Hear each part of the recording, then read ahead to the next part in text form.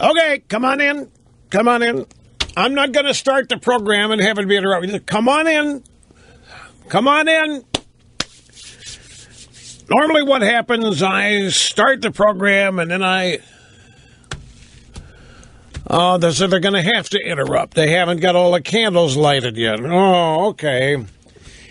It's my birthday today. Doesn't matter, folks, no matter how many times I've asked the staff to ignore it and not make a big deal out of it, they ignore me, and they continue to come in and make a big deal. So I finally resigned myself to the fact that they're going to make a big deal out of it. So I say, come on in, let's get it started here before the program begins, so we don't have to interrupt it. And, here they come. All right, fine. Yes, sir. Happy birthday to me. Happy birthday. Happy birthday. Happy birthday to me. There's the cake. Happy birthday. You said there was a lot of candles on this cake.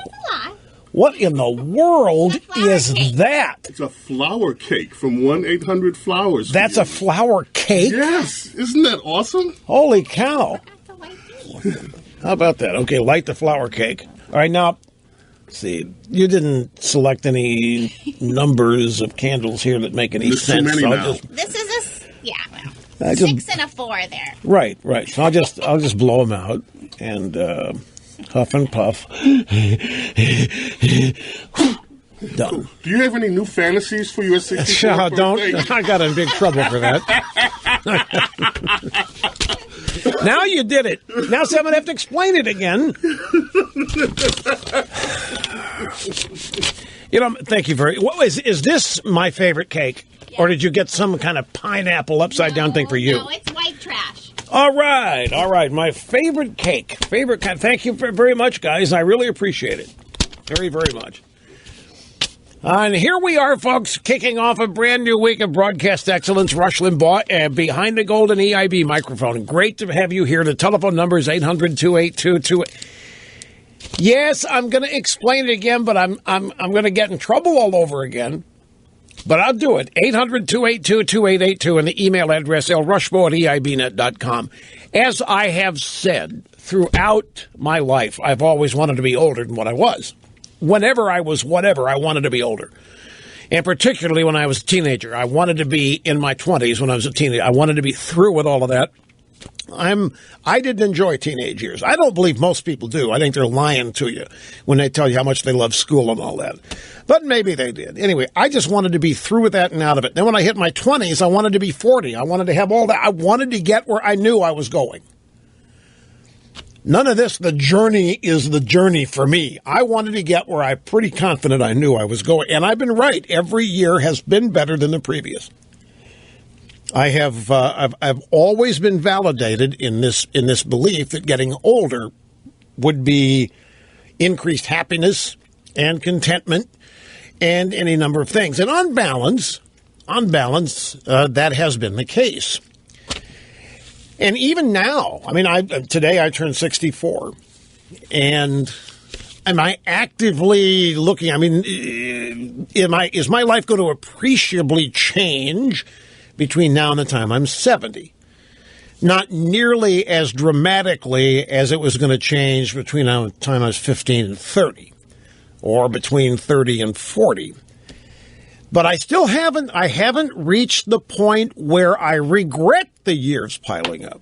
Honestly, a lot of people, that happens to them earlier in their life, and that's unfortunate. I have not gotten to that point. There are some things that I'm beginning to be worried, regret. I'm a big technology lover, and I do have this wish that I'd have been born sooner to the emergence of this current out, because it's going to be so cool.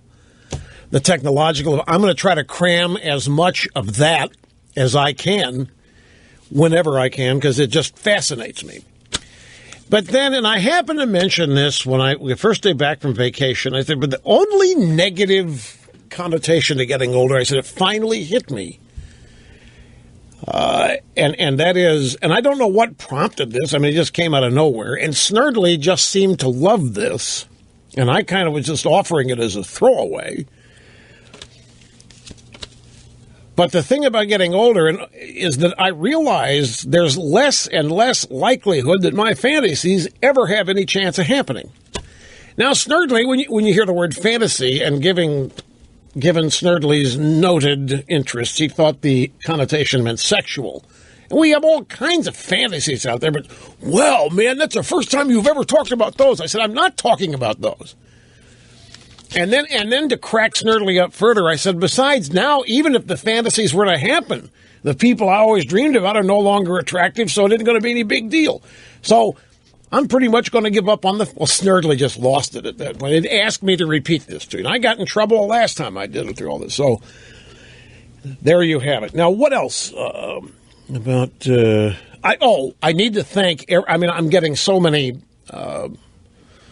emails and texts and things from people wishing me happy birthday, and I want to offer a blanket thank you to people. I mean, there's no way I can respond to all of them. I mean, people I know, people that writing at Rush 24/7, the comment line, and Rush Revere page. It's overwhelming. It's more than I can personally respond to. So thank you to everybody. Well, but I've always said about birthdays that unless you live in a war zone or a poverty-stricken country, what's the big deal about living or surviving another year? What's the point? Okay, so you're older. Well, but it marks the day that you entered the world, and it was never to see it. But it's true for everybody. It isn't that unique a thing, a birthday. But I finally have learned. I've always had trouble accepting gratitude, accolades, praise, groupie-type behavior aimed at me, and now I'm open to all of it. What were you going to say? I'm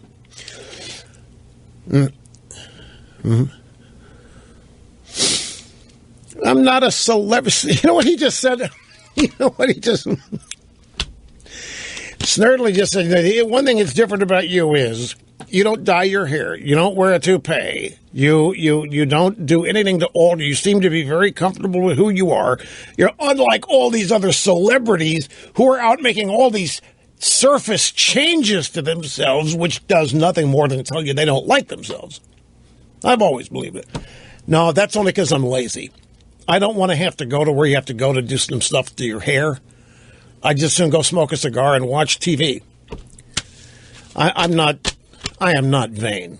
Anybody that looks at me can tell you that. I have absolutely no vanity. You are who you are. What's wrong with being who you are? I've never wanted to be a mystery. I really haven't. That's what puzzles me about the left not getting me. Anyway, that's off the beaten path.